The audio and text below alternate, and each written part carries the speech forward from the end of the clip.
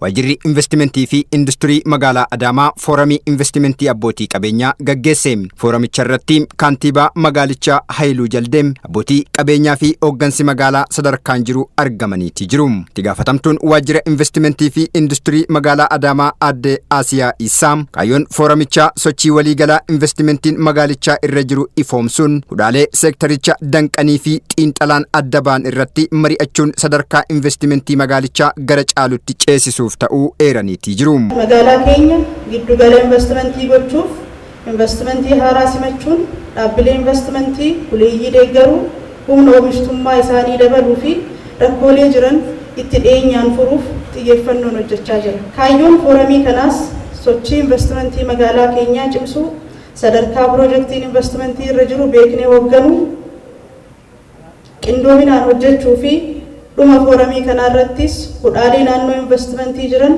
waliin furuu fi ciminoota jiran walii qooduu hojiiwwan gara fuulduraatiif hubannoo fi ijjannoo wal fakkaataa akka qabaannu abdachaa. Foorumicha irratti barreeffamni gabaabaan sochii waliigalaa investimentii magaalichaa ibsu kan dhiyaate yoo ta'u, investimentiin carraa hojii uumuu, ce'umsa teknoolojii saffisiisuu, oomisha alaa galuu hir'isuu fi alergii guddisuu keessatti bu'aa olaanaa qabaachuun ibsameetii jira. Magaalichi industirii fi turizimii dabalatee dameewwan investimentii gurguddoo 6 irratti xiyyeeffannoon hojjetamaa jiraachuu kan ibse barreeffamichi bu'aawwan investimentichaan namoota 92,000 oliif carraan hojii dhaabbii uumamuu tuqeetii jira.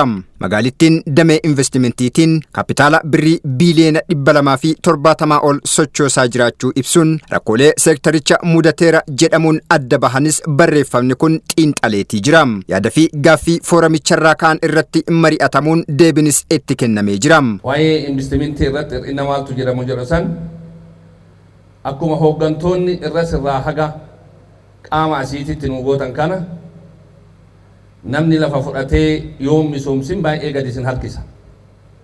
Qorqorroo itti haxirree bulukeettiin zuuraa goonee mootummaa yoo soomnen ta'u waan kan gadi baanee hojiirra oolchuu qabna.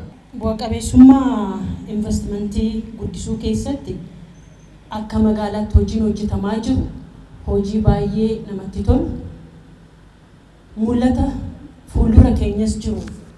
Ifa fuuldura keenya jirus kan nuti agarsiisuu danda'udha jechuudha. Haa ta'u malee immoo faallaa kanaatiin hojii keessa yommuu galamu danqaawwan bal'aa ta'an kan abbaa qabeenya kana mudataa jiran hin jira jechuudha. Fakkeenyaaf waldaan baatuu liqiif qusannaa baatuudha.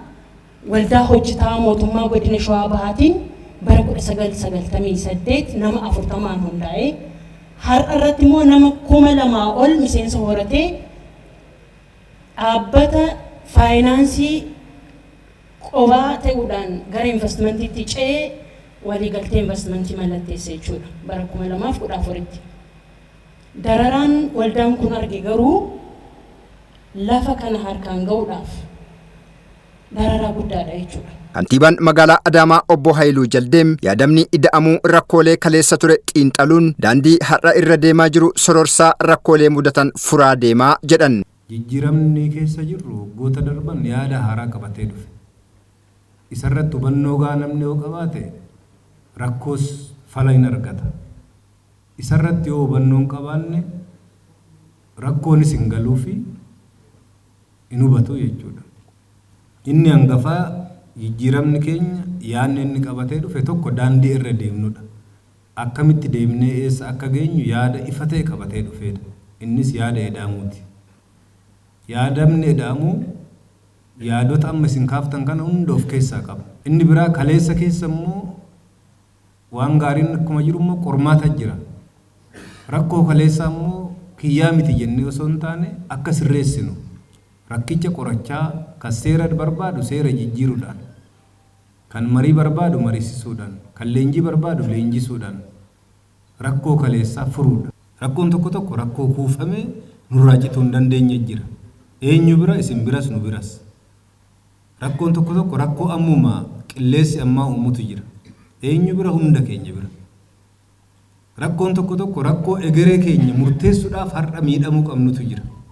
Har'a yoo miidhamne jijjiirama egeree barbaannu arguu hin dandeenyu. Yaadaaf gaaffilee ka'an galtee godhachuunis caalatti kan hojjetan ta'uu himuun kallattii gara fuulduraas kaa'aniitii jiru.